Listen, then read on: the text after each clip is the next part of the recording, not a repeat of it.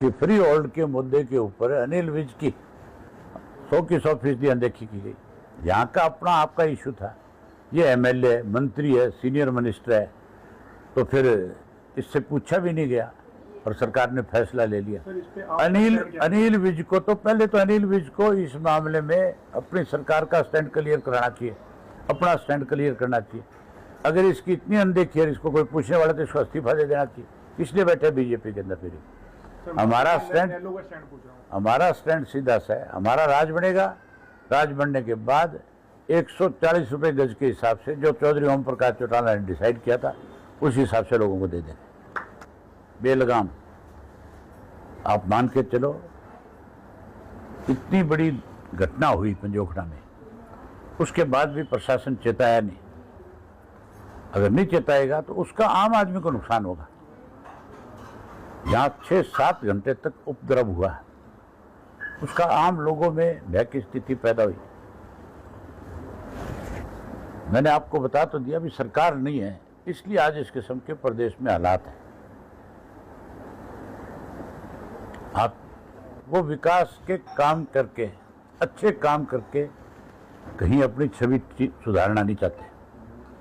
वो तो लोगों को गालियां दे करके, वैध अवैध कॉलोनियां काट करके, कहीं जात पात मजहब धर्म के नाम के ऊपर शोर मचा करके अपना दाव लगाना चाहते हैं।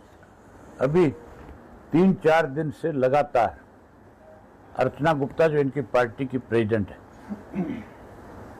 इस अर्चना गुप्ता से पहले भी रेखा शर्मा ने चौधरी बंसीलाल को टारगेट किया था और चौधरी भजनलाल को टारगेट किया था। फिर माफी मांगनी पड़ी, फिर शर्मिंदा होना पड़ा। आज इस अर्चना गुप्ता ने भी पिछले 4-5 दिन से पर्टिकुलर एक जाति विशेष को टारगेट करके किस तरह से भद्दे शब्दों का इसने प्रयोग किया है। हमने उसके लिए नोटिस तैयार करवा दिया। आज उसके खिलाफ एफआईआर भी लॉन्च कराई है हिसार के अंदर। देखेंगे सरकार इस पर क्या एक्शन लेती है। अगर एक्शन नहीं लिया, अगर उसके खिलाफ जिन धाराओं के तहत मुकदमा बनता है, मुकदमा दर्ज नहीं किया, हमने एप्लीकेशन लगाई।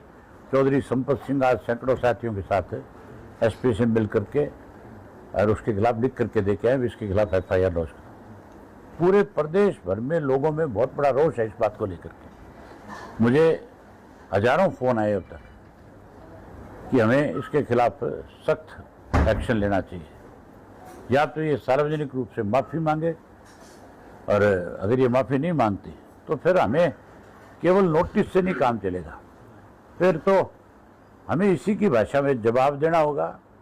और इसको जहां कहीं कार्यक्रम करेगी वहां विरोध में लोग खड़े कर देंगे। आज ऐसा विरोध करेंगे कि इस भारतीय जनता पार्टी को सबक मिलेगा कि किस तरह से तुम किसी एक जात को टारगेट करके इस प्रदेश में बदनाम कराना चाहते हो। पहले राजकुमार सैनी को इसका माध्यम बनाया इन्होंने, उसके बाद रामकुमार गौतम को माध्यम बनाया, उसके बाद जांगड़ा को माध्यम बनाया, अब इस गुप्ता को बना रहे हैं। अब कौन से जाट समाज की बेटी है? उसकी लड़की जाट समाज में ब्याही गई है, वो कैसे कह सकती है मैं जाट समाज की बेटी हूँ? जाट समाज की बेटी है तो तू जाट समाज को गाली देगी? कोई अपने समाज को गाली देता है? हम तो 36 जात के लोगों का सम्मान करते हैं। और ये एक रूलिंग पार्टी की प्रदेश के अध्यक्ष होकर के इस तरह भद्दे शब्दों का प्रयोग करती है। क्या कारण? भाजपा जो है अब कमजोर पड़ गई, और भाजपा को अपनी स्थिति संभालने के लिए इस तरह के ओछे हथकंडे अपनाती है हमेशा, अपने आप को फिर बहाल करने के लिए। लेकिन अब लोग जो मान के चलो बहुत सख्ती के साथ इसका जवाब देंगे। किसानों के मुद्दे बस मेरा लास्ट। अपोजिशन नहीं है। अगर अपोजिशन होती तो फिर इनकी इतनी औकात नहीं थी कि इस किस्म की भाषा बोलते।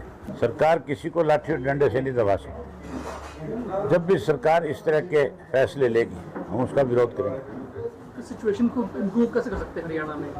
क्या हो सकता है? जो अधिकारी है उन पर लगाम लगाई जाए, उनको उनकी जिम्मेवारी पे उनको फ्री हैंड दिया जाए, तब जाकर के सारी चीज़ों का सुधार होगा, अन्यथा नहीं सुधर पाएगा। ये लोग तो नशे बेचने वाले को प्रोटेक्शन देते हैं, थ्रेट करने वाले को प्रोटेक्शन करते हैं। ये हर गलत काम करने वाले को, कोई अवैध कॉलोनियां बना रहा है उसको प्रोटेक्शन देती है सरकार। दूर क्यों जाते हो, आपके अम्बाड़ा में ले लो। ये असीम गोयल चीफ मिनिस्टर के साथ मिलकर के रोज कॉलोनियां काट रहे हैं। रोज आप कहीं देखा है ऐसा कि सरकार एक जमीन खरीदती है, 1 करोड़ 45 लाख रुपए के हिसाब से एक्वायर करती है, और जो जमीन की कीमत 8 से 10 करोड़ रुपए है, उसी जमीन को प्राइवेट कंपनी को दे रही है। मतलब कैसे प्रॉपर्टी डीलिंग का काम कर रहे हैं ये लोग, और उस काम में कोई और नहीं है। असीम गोयल और मुख्यमंत्री दोनों शामिल है। मैं उसके दस्तावेज मंगा रहा हूँ, मैं उसके ऊपर खुल करके चंडीगढ़ में बात करूँगा कि इससे बड़ा और धंधा क्या करना चाहते हो। इस प्रदेश को कहाँ कहाँ गिरवी रखोगे, कहाँ कहाँ बेचोगे। समय आने पे इन चीज़ों की इंक्वायरियाँ होंगी और ऐसे लोगों के खिलाफ बहुत सख्त कार्रवाई करेंगे, सख्त कानून बनाएंगे। जब मुख्यमंत्री किसी वजह से कमजोर स्थिति में आ जाता है तब इस तरह के हालात पैदा होते हैं। हमारे प्रदेश में बहुत दखल है दिल्ली का, और जो दिल्ली का दखल है वो मनोहर लाल खट्टर का भी है, होम मिनिस्टर का भी है, और भी लोग प्रभाव रखते हैं। उसकी वजह से आज हालात खराब है।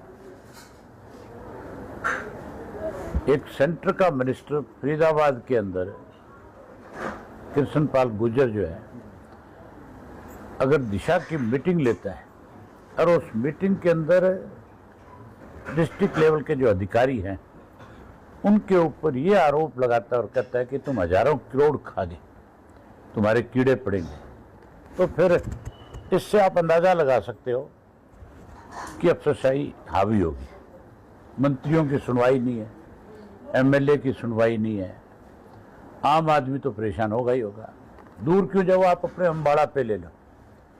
अम्बाड़ा पे सरकार ने एक फैसला ले लिया कि लोगों को मालिक बनाने के लिए 60,000 रुपये गज के हिसाब से पैसे भरवाओ इनसे, और मंत्री जो है वो ये कहता है कि अगर पैसे भरवाए तो मैं धरने पे बैठ जाऊंगा। इसका मतलब अनिल विज की बुक्कत खत्म होगी। जब कैबिनेट में कोई इस तरह का निर्णय लिया गया या सरकार ने कोई अम्बाड़ा के कैंट के बारे में निर्णय लिया, तो फिर अनिल विज उनकी पार्टी का विधायक भी है और एक सीनियर मंत्री भी था, फिर उससे पूछना चाहिए था, उसकी अनदेखी करी। कभी कोई आज तक सुना है कि अपनी सरकार का कैबिनेट मंत्री अपनी सरकार के खिलाफ जाके धरने पे बैठ जाए? तो ये सरकार की कमजोरी और अफसरशाही हावी